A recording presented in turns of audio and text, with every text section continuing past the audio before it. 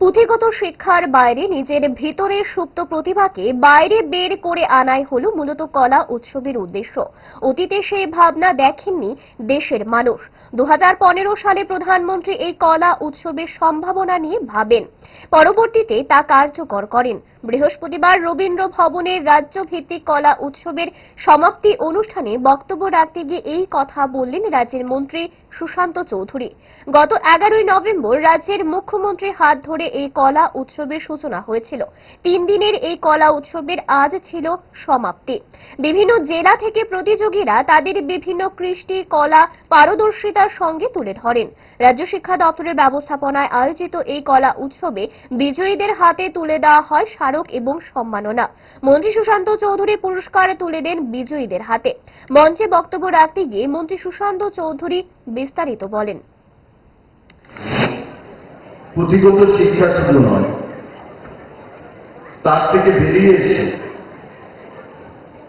বিভিন্ন বিভাগে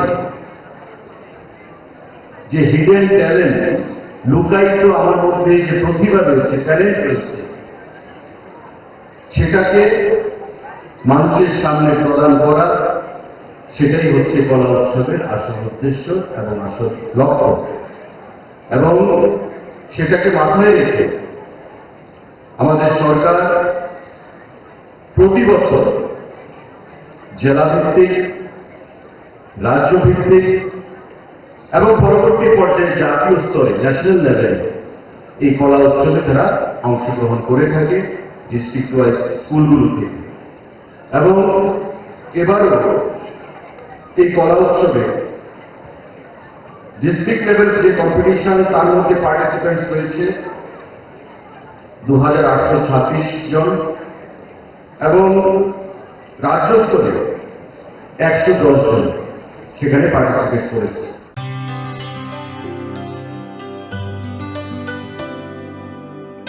পানি সারে গা সারে পা মা গা।